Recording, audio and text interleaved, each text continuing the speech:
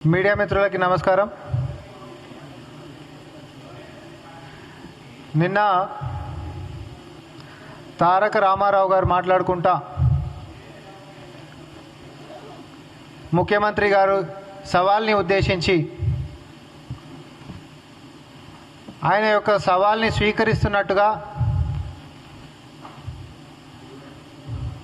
సవాల్కి ప్రతి సవాల్గా 8వ తారీఖు నాడు ప్రెస్ క్లబ్కు రావాల్సిందిగా ఆయన ఏదైతే అడిగిండో మన అందరం కూడా చూసినాం. మేమేమంటున్నామంటే సంక్షేమాలకి సంబంధించినటువంటి అంశాల్లో పారదర్శకంగా ఈ ప్రభుత్వం చేస్తున్నటువంటి అన్ని విధానాల మీద ఏ ఒక్క అంశం కాదు, నిన్న కేటీఆర్ చెప్పినట్టు, తారక రామారావు చెప్పినట్టు ఏ ఒక్క అంశం కాదు, రైతుల అంశం మాత్రమే కాదు, నీటి వాటాలైనా, రైతుల వ్యవహారమైనా, సంక్షేమాలైనా, కొలువులు కల్పించడమైనా, గత 10 సంవత్సరాల మీ చీకటి చరిత్ర, ప్రజాపాలనలో మేము చేస్తున్నటువంటి సంక్షేమాల చరిత్ర, రెండింటినీ కూడా బేరీజు వేసుకోవడమే కాదు, ప్రజా కోర్టులనే తెలుసుకుందాం. దానికి 8 తారీఖు దాకా ఎందుకు, రేపే తెలంగాణ అసెంబ్లీ ముంగట ఉంటున్నటువంటి అమరవీరుల స్తూపం కాడికి 12 గంటలకి రా. తారక రామారావు గారు పాపం ఆయన గురించి ఆయన ఎక్కువ ఊహించుకుంటున్నాడు.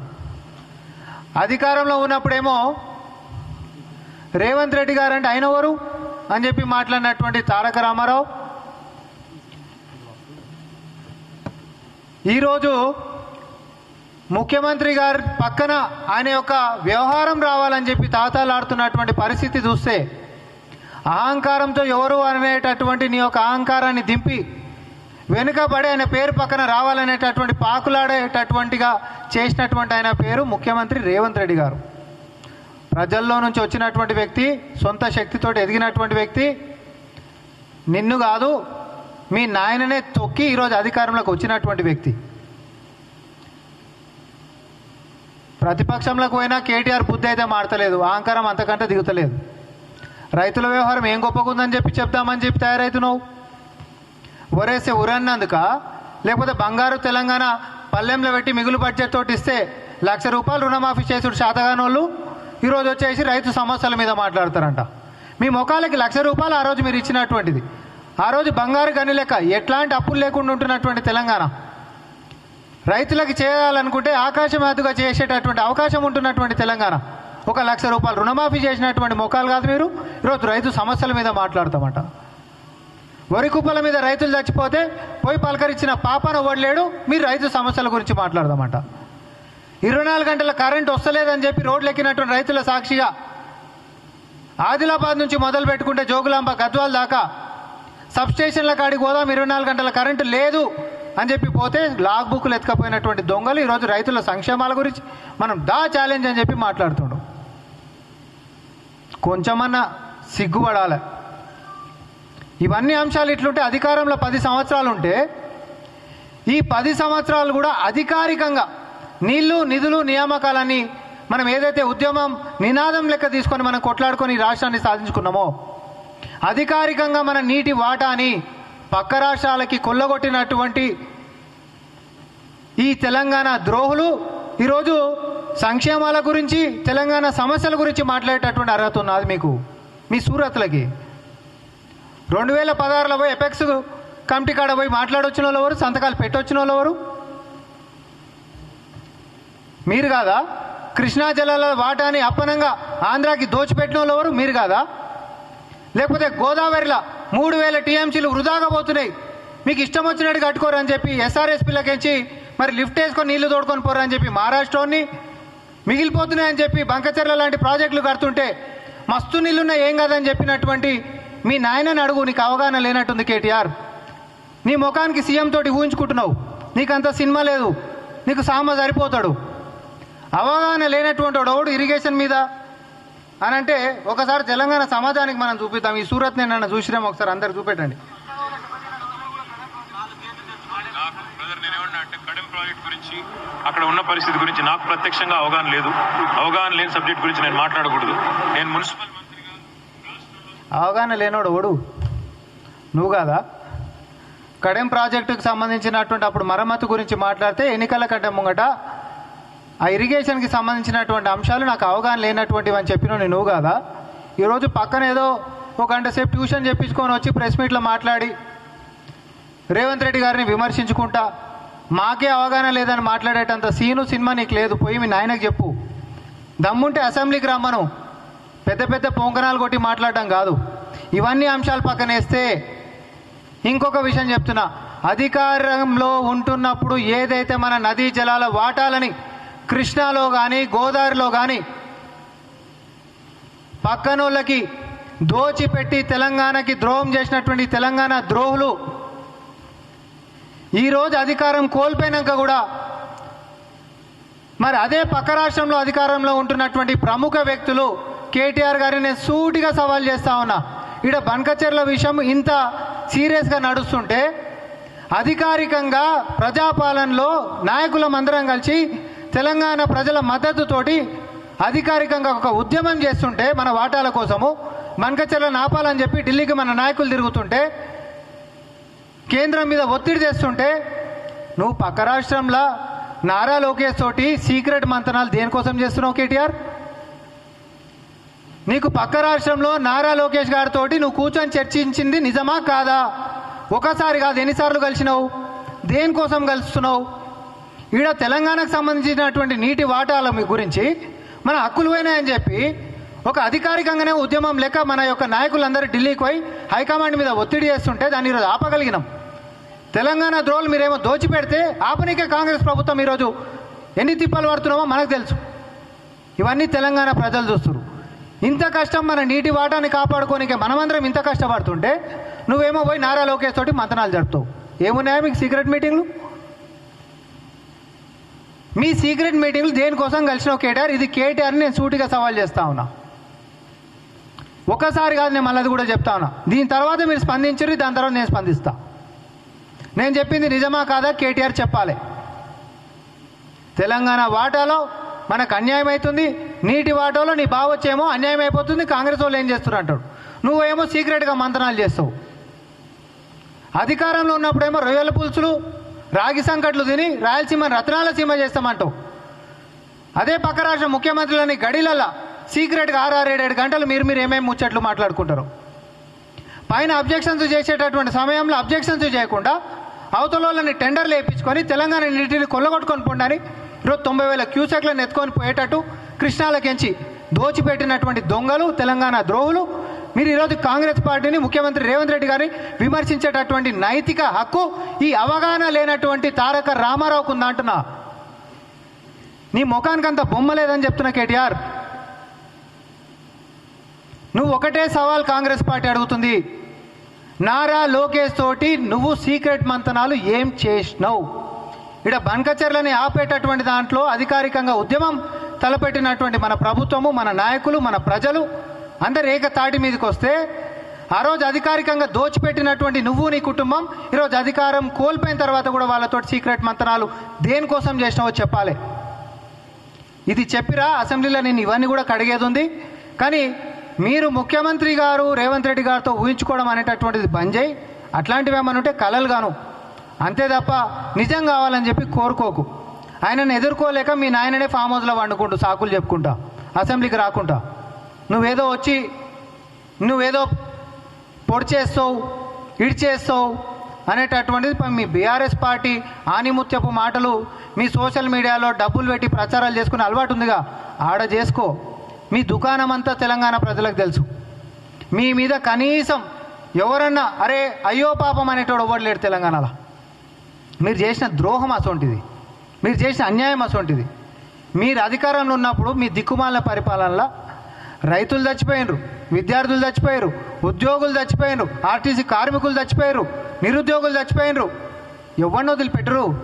చివరికి మీ సొంత పార్టీ సర్పంచులు కూడా చచ్చిపోయారు కదా. ఆత్మహత్యల తెలంగాణ అయ్యింది, ఇది ఆకాంక్షల తెలంగాణ అనుకుంటే అని. అందుకనే కదా ప్రజాపాలనకు పట్టం కట్టినరు. అందుకని ఆకాంక్షలను ఒక పక్క కొలువులు ఇచ్చుకుంటా, నీళ్లు అనేటటువంటి దాంట్లో మన వాటాలను కొట్లాడుకుంటా, నిధులని క్రమశిక్షణతోటి సంక్షేమాల రూపంలో ప్రజలకు అందించుకుంటా, నియామకాలు అనేటటువంటి మన సొంత తెలంగాణ బిడ్డలకి కొలువులు ఇచ్చుకుంటా ఈరోజు పాలనను ముందుకు సాగిస్తుంటే నువ్వంట ఛాలెంజ్లు చేస్తున్నావు. నీ ముఖానికి ఛాలెంజ్. మీరు మమ్మల్ని ఒకేళ్ళు మమ్మల్ని చూపిస్తే 4 ఏళ్ళు కాదు 4 కోట్ల మంది జనాల ఏళ్ళు నీ ముఖానికి చూపిస్తున్నాయి. అది తెలుసుకో ఫస్ట్. నీ వెనకమార్లు ఉన్నోడే బయటకు వచ్చి ఏం మాట్లాడుతుండో తెలుసుకో. పోయి తలక ఎడబెట్టుకోవాలని తెలియదు అప్పుడు నీకు. ఇంకొకసారి ఇంట్లో మీ అయ్యతోటి మాట్లాడేటటువంటి భాష గిట్ట బయటకు వచ్చి ముఖ్యమంత్రి గారితో గిట్ట మాట్లాడితే జనాలకు తెలిసిపోయేది ఏంటంటే ఇన్ని రోజులు సూటుపూట వేసుకొని ఎడిటింగ్లలో మేనేజ్ చేసిండు కేటీఆర్ అనేటోడు చదువుకున్న లెక్క. కానీ అసలు రూపం అంతా ప్రతిపక్షంలోకి వచ్చినాక తెలిసిపోయిందని గల్లీ గల్లీ మాట్లాడుకుంటున్నాయి ఆల్రెడీ. ఈడోడండి చదువుకున్న లెక్క ఉంటాడు అనుకున్నాం, కానీ అసలు ఒక సన్యాసి కంటే ఘోరంగా మాట్లాడుతున్నాడు. చదువుకోని వాళ్ళన్నా అట్లా మాట్లాడరు, అంత ఘోరంగా మాట్లాడుతున్నాడు. రాజకీయంలో విమర్శలు ప్రతి విమర్శలు ఓకే, కానీ వ్యక్తిగతంగా మాట్లాడేటటువంటి నీ యొక్క భాష, నువ్వు చదువుకున్నటువంటి చెప్పుకుంటున్నటువంటి చదువుకు మాత్రం ఏ రకంగా కూడా కనిపిస్తలేదు.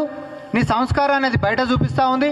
సూటు బూటు వేసుకొని 4 ఇంగ్లీష్ మాటలు మాట్లాడేటటువంటి కేటీఆర్ ఎడిటింగ్లలో గత చరిత్ర అంతా మేనేజ్ చేసిండే తప్ప నిజంగా సంస్కారం ఉన్నటువంటి మనిషి కాదనేది తెలంగాణ ప్రజలకు మళ్ళా నువ్వే తెలియజేస్తున్నావు. భాష చక్కగా రాని మీరు చక్కగా మాట్లాడితే ఎవరు మిమ్మల్ని విమర్శించేటోళ్ళు ఏముండరు. కాబట్టి నేను సూటిగా అడిగినటువంటి ప్రశ్నలకి తెలంగాణ మొత్తం నీటి వాటాల గురించి బంకచర్ల నాపనికే ఉద్యమం చేస్తుంటే మీరు మాత్రం పోయి సీక్రెట్ మీటింగ్లు దేనికోసం కలిసిరో చెప్పాలి.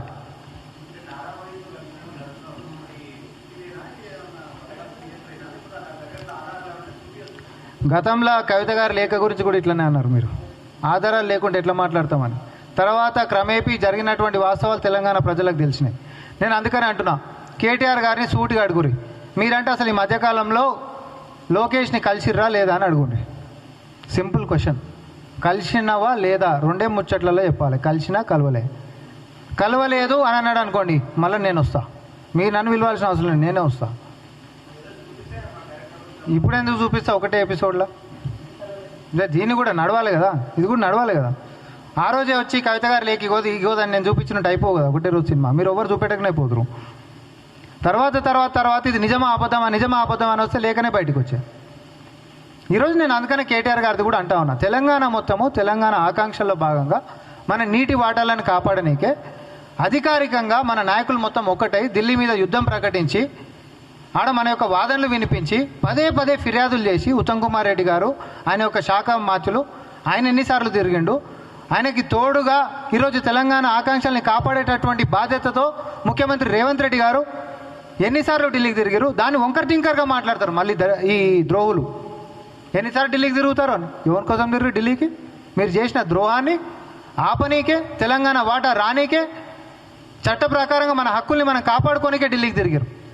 మీ లెక్క రాయలసీమకు తిరగలే, మీ లెక్క రాగి సంకట్లు తినలే, మీ లెక్క దోచిపెట్టలే. ఢిల్లీకి తిరిగినాం, తెలంగాణ వాటా కోసం కొట్లాడినాం, అవతలని కడుతున్నటువంటి ప్రాజెక్టులను ఆపుకోగలిగినాం. మన నీటి వాటా మీద ఇప్పటికి కూడా ఉద్యమం కాలే. 10 ఏళ్ళు నువ్వు ఉంటే ఇంకింత దోషపెట్టినటువంటి చీకటి చరిత్ర నీ మొఖాలకి.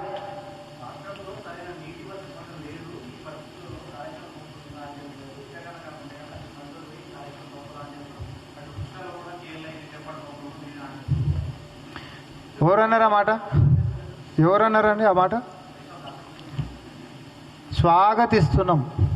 ఎందుకంటే గతంలో కాళేశ్వరం అనేది 8th వండర్ అని చెప్పి బస్సులేసి టూరిజం లెక్క చేస్తామని చెప్పి ఒక ఇంటర్నేషనల్ ఛానల్లో డాక్యుమెంటరీ వేయించారు. ఆ డాక్యుమెంటరీ వేయించినా నాకు సంబంధం లేదా, ఇంత పెద్ద డిజాస్టరు ఆడోడో ఏమంటే వేసినామని చెప్పి డిలీట్ చేసిండు. ఈరోజు మేము కూడా అదే కోరుకుంటున్నాం. దానికి కావాలంటే మేము పర్సనల్గా కూడా రిక్వెస్ట్ చేసి బస్సులు ప్రభుత్వం నుంచి కూడా వాళ్ళకి సహకరించండి అని చెప్పి మేము చెప్తాం. ఆడికి పోయి పంపులాన్ చేయనిక ప్రజలను ముంగట నొక్కుతాడు కదా, అప్పుడు ఎడమ షోగుని తిప్పి హరీష్ రావుని వంగబెట్టి 4 గుద్ది నీళ్ళే లేని కాడ పంపులాన్ చేస్తే ఏవి తోడతారా అని చెప్పని అడగరా? మేడిగడ్డ గేట్లే ఓపెన్ ఉన్నప్పుడు అక్కడ నీకు నీళ్ళే లేనప్పుడు ఏవి తోడతారాడా? కొంచెమన్నా బుర్రుందా? గేట్లు ఓపెన్ ఉన్నాయా బంద్ చేసి ఉన్నాయా? నీళ్ళు ఆగేటటువంటి ఆస్కారం ఉందా కనీసమాడ? చేయాలి. మాటలకు పరిమితం కావద్దు హరీష్ రావు గారు, మీరు ఈ పని చేయాలి. మీ అంతలో మీరు ఆయన పాపం కక్ష కట్టి వాళ్ళ మరి కేసీఆర్ని ఏం చేద్దాం అనుకుంటున్నాం మరి నాకు తెలియదు. మేమైతే సహకరిస్తాం, ఈ విషయానికి మేము సహకరిస్తాం. కల్వకుర్తికి సంబంధించినటువంటి అంశంలో కూడా గత 10 సంవత్సరాల ఏ రోజన్నా జూలై మొదటి వారంలోనే గిట్ట పంపు లాంచ్ చేసినటువంటి చరిత్ర 10 ఏళ్లలో ఉందా? రెండోది, కల్వకుర్తికి సంబంధించినటువంటివి వీళ్ళేదోనంట దక్షిణ తెలంగాణకి న్యాయం చేశామని చెప్తా ఉన్నారు. కల్వకుర్తికి ఒక్క పంపు సెట్ కన్నా బీఆర్ఎస్ పార్టీ వచ్చిన తర్వాత వాళ్ళు ఫిట్ చేసినటువంటిది ఒకటి చూపెట్టమన్నారు. కాంగ్రెస్ పార్టీ పూర్తి చేసినటువంటి ప్రాజెక్టుని మేమని చెప్పుకోనికే సిగ్గులేదా మీకు? భీమా, కోయిలసాగర్, నెట్టంపాడు ఇవన్నీ ప్రాజెక్టులు 70-80% అయిపోయినటువంటి ప్రాజెక్టులనేమో అట్లనే పడావు పెట్టినావు. 10 ఏళ్ళ కనీసం పూర్తి కాలే. కాంగ్రెస్ ఉన్నప్పుడే 70-80% అయిపోయిన ప్రాజెక్టులనేమో పడావు పెట్టినావు. ఈరోజు వచ్చేసేసేమో ఏదో అన్యాయం అయిపోతుంది. నీ 10 ఏళ్ళలో నువ్వేం పొడిచినావు అంటున్నా. కాళేశ్వరం రికార్డు లెవెల్లో 3 ఏళ్లలో అయిపోగొట్టినామని చెప్పుకునేటటువంటి ఖ్యాతున్న మీరు ఇక 70-80% అయిపోయినటువంటి దక్షిణ తెలంగాణ ప్రాజెక్టులని పడావు ఎందుకు పెట్టినావు చెప్పు అంటున్నా. పాలమూరు రంగారెడ్డి ఎందుకు కాలే? ఇవన్నీ ప్రజలు మర్చిపోతారు. మనం అబద్ధాలు చెప్తే నడిచిపోతుంది. కాబట్టి ఇద్దరం కలిసి చెప్పుకుందాం అనేటటువంటి ఒక ధోరణికి వచ్చినట్టు. కానీ లాస్ట్కి వస్తే ఇవన్నీ గుదిబండాయి. ఆయన కేసీఆర్ గారు నెత్తి మీదనే పడబోతున్నాయి. హరీష్ రావు గారు మీరు కాళేశ్వరం కాడికి కూడా పట్టుకొని పోండి. కానీ దయచేసి నేను ముందు తీసుకున్నటువంటి అంశం కేటీఆర్, లోకేష్ జరిగినటువంటి చర్చ ఏందనేది కేటీఆర్ని అడగాల్సిందిగా మాత్రం కోరుకుంటా ఉన్నాను. ధన్యవాదాలు.